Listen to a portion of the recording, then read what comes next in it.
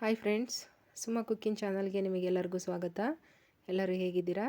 ನೀವೆಲ್ಲರೂ ಚೆನ್ನಾಗಿದ್ದೀರಾ ಅಂತ ಭಾವಿಸ್ತಾ ನಾನು ಕೂಡ ಚೆನ್ನಾಗಿದ್ದೀನಿ. ಇವತ್ತಿನ ವಿಡಿಯೋದಲ್ಲಿ ಸೀಗಡಿ ಚಟ್ನಿ ಪುಡಿ ತೋರಿಸ್ತಾ ಇದ್ದೀನಿ. ಬನ್ನಿ ಅದು ಯಾವ ಥರ ಮಾಡೋದಂತ ತೋರಿಸ್ತೀನಿ ಈ ವಿಡಿಯೋ ಮುಖಾಂತರ.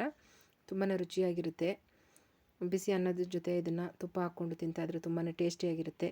ಮತ್ತು ಚಪಾತಿ ರೊಟ್ಟಿಗೂ ಕೂಡ ತಿನ್ಬೋದು. ತುಂಬಾ ರುಚಿಯಾಗಿರುತ್ತೆ. ಯಾವ ಥರ ಮಾಡ್ತೀನಂತ ಈ ವಿಡಿಯೋದಲ್ಲಿ ನಾನು ತೋರಿಸ್ತೀನಿ. ಬನ್ನಿ, ಯಾರು ಸ್ಕಿಪ್ ಮಾಡಿದೆ ನೋಡಿ. ಹಾಗೆ ವಿಡಿಯೋಗೊಂದು ಲೈಕ್ ಕೊಡಿ, ಕಮೆಂಟ್ ಮಾಡಿ. ಸಬ್ಸ್ಕ್ರೈಬ್ ಮಾಡ್ಕೊಂಡಿಲ್ಲ ಅಂದರೆ ಪ್ಲೀಸ್ ಸಬ್ಸ್ಕ್ರೈಬ್ ಮಾಡಿಕೊಂಡು ಬೆಲ್ ಬಟನ್ನ ಕ್ಲಿಕ್ ಮಾಡಿ. ನಾನಿಲ್ಲಿ ಚಿಕ್ಕದಾಗಿರೋಂಥ ಸಿಗಡಿ ತೊಗೊಂಡಿದ್ದೀನಿ, ಒಣಗಿರೋಂಥ ಸಿಗಡಿ. ಫುಲ್ಲು ಒಣಗಿರೋಂಥ ಸಿಗಡಿ ಚಿಕ್ಕದಾಗಿರೋಂಥದ್ದು ಕ್ಲೀನ್ ಮಾಡಿ ತೊಗೊಂಡಿದ್ದೀನಿ ನಾನು. ನೋಡ್ತಾ ಇದ್ದೀರಾ, ತುಂಬಾ ಚೆನ್ನಾಗಿದೆ ಒಣ ಸಿಗಡಿ.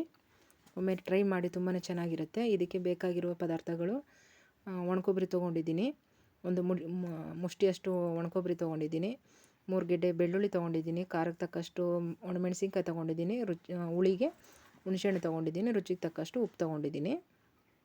ಈಗ ನಾನು ಇದನ್ನು ಒಣಮೆಣಸಿನ್ಕಾಯಿನ ಬಿಸಿ ಮಾಡ್ಕೊಳ್ತೀನಿ. ಹಸಿದು ಹಾಕಿದ್ರೆ ಚೆನ್ನಾಗಿರಲ್ಲ, ಅದಕ್ಕೆ ಸ್ವಲ್ಪ ಬೆಚ್ಚಗೆ ಮಾಡ್ಕೊಳ್ತೀನಿ.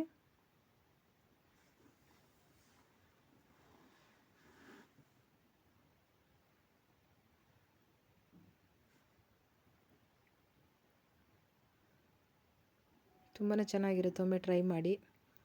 ಹೇಗೆ ಬಂತು ಅಂತ ಕಮೆಂಟಲ್ಲಿ ತಿಳಿಸಿ. ನೋಡಿ, ಮೆಣಸಿನ್ಕಾಯಿ ಬಿಸಿಯಾಗಿದೆ. ಈಗ ಇದನ್ನು ಪ್ಲೇಟಿಗೆ ತೆಗಿತಾ ಇದ್ದೀನಿ. ಈಗ ನಾನು ಸೀಗಡಿನ ಹಾಕ್ಕೊಳ್ತೀನಿ. ಇದನ್ನು ಕೂಡ ಸಣ್ಣ ಊರಿನಲ್ಲಿ ಬಿಸಿ ಮಾಡ್ಕೋಬೇಕು.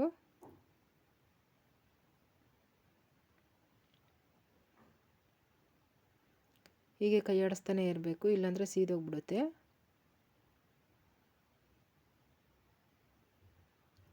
ಸಣ್ಣ ಉರಿಯಲ್ಲೇ ನಾವು ಇದನ್ನು ಬಿಸಿ ಮಾಡ್ಕೋಬೇಕು. ಜಾಸ್ತಿ ಉರಿ ಇಟ್ಕೊಂಡ್ಬಿಟ್ರೆ ಸೀದೋಗ್ಬಿಡುತ್ತೆ ಸೀಗಡಿ.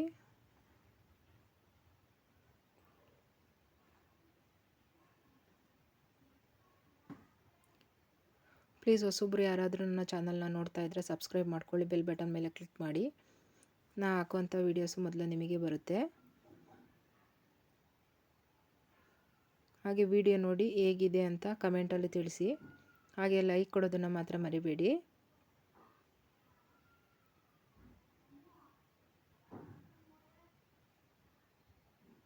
ಇದೇ ಥರ ನಾನು 2 ರಿಂದ 3 ನಿಮಿಷಗಳ ಕಾಲ ಸಣ್ಣ ಊರಿನಲ್ಲೇ ನಾನು ಇದನ್ನು ಬಿಸಿ ಮಾಡ್ಕೊಳ್ತಾ ಇದ್ದೀನಿ ಸೀಗಡಿನ.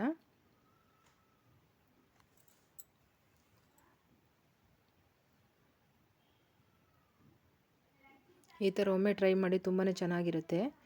ಈಗ ನೋಡಿ, ಇದು ಬಿಸಿಯಾಗಿದೆ, ಕೆಂಪು ಕಲರ್ ಬಂದಿದೆ.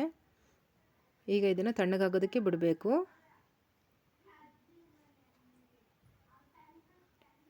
ನಾನೀಗ ಮಿಕ್ಸಿಗೆ ಹಾಕ್ಕೊಳ್ತೀನಿ.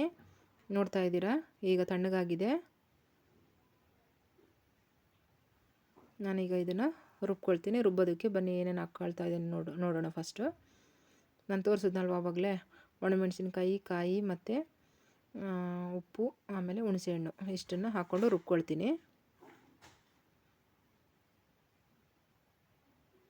ಬೆಳ್ಳುಳ್ಳಿ ಸ್ವಲ್ಪ ಜಾಸ್ತಿನೇ ಇರಬೇಕು. ಬೆಳ್ಳುಳ್ಳಿ ಜಾಸ್ತಿ ಇದ್ದರೆ ಸ್ವಲ್ಪ ರುಚಿ ಚೆನ್ನಾಗಿರುತ್ತೆ. ಕಾಯಿ ಆದಷ್ಟು ಸ್ವಲ್ಪ ಕಮ್ಮಿನೇ ಹಾಕ್ಕೋಬೇಕು, ಇಲ್ಲಾಂದರೆ ಸಿಹಿ ಬಂದ್ಬಿಡುತ್ತೆ.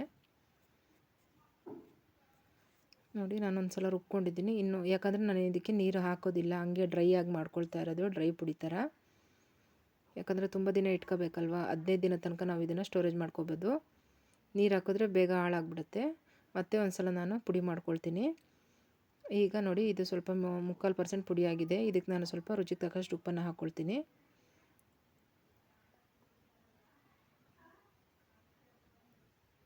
ನೀರು ಹಾಕ್ತೆ ಮಾಡ್ತಾ ಇರೋದ್ರಿಂದ ಅದು ಸ್ವಲ್ಪ ರುಬ್ಬೋದಕ್ಕೆ ಕಷ್ಟ ಆಗುತ್ತೆ. ಆದರೂ ಪರವಾಗಿಲ್ಲ, 2 ರಿಂದ 3 ಟೈಮ್ ರುಬ್ಕೊಂಡ್ವಿ. ಈಗ ನೋಡಿ, ಈ ಥರ ಆಗಿದೆ. ಈಗ ಇದಕ್ಕೆ ನಾನು ಸೀಗಡಿನ ಮಿಕ್ಸ್ ಮಾಡ್ಕೊಳ್ತೀನಿ. ಹುರಿದಿರುವಂಥ ಸೀಗಡಿ ಇತ್ತಲ್ವ, ಅದನ್ನು ಮಿಕ್ಸ್ ಮಾಡ್ಕೊಳ್ತೀನಿ.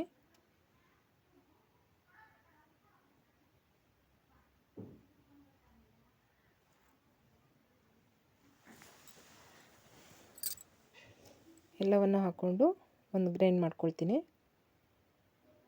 ಇದು ಲಾಸ್ಟಲ್ಲಿ ಪುಡಿ ಹಾಕಬಾರ್ದು, ನಾವು ಹುರಿದಿರ್ತೀವಲ್ಲ, ಕಪ್ಪಾಗಿರುತ್ತೆ, ಹಂಗಾಗಿ ನಾನು ಅದನ್ನು ಹಾಕ್ಕೊಳ್ಳಲ್ಲ. ನೋಡಿ, ರುಬ್ಕೊಂಡಿದ್ದೀನಿ. ಈ ಥರ ಆಗಿದೆ. ನಮಗಂತೂ ತುಂಬ ಇಷ್ಟ. ತುಂಬಾ ಇಷ್ಟಪಟ್ಟು ತಿಂತೀವಿ ನಾವು ಮನೆಯಲ್ಲಿ. ಒಮ್ಮೆ ಟ್ರೈ ಮಾಡಿ, ತುಂಬಾ ಗಮ್ಮಂತ ಸ್ಮೆಲ್ ಬರ್ತಾ ಇರುತ್ತೆ. ನಾವು ರುಬ್ತಾನೆ ಗೊತ್ತಾಗ್ಬಿಡುತ್ತೆ ಸ್ಮೆಲ್ಲು, ತುಂಬಾ ರುಚಿಯಾಗಿರುತ್ತೆ. ಆಮೇಲೆ ಮತ್ತು ಟೇಸ್ಟು ಕೂಡ ಅಷ್ಟೇ ತುಂಬ ರುಚಿಯಾಗಿತ್ತು. ಈ ವಿಡಿಯೋ ಇಷ್ಟ ಆದರೆ ಕಮೆಂಟ್ ಮಾಡಿ, ಲೈಕ್ ಮಾಡಿ, ಆದಷ್ಟು ಶೇರ್ ಮಾಡಿ.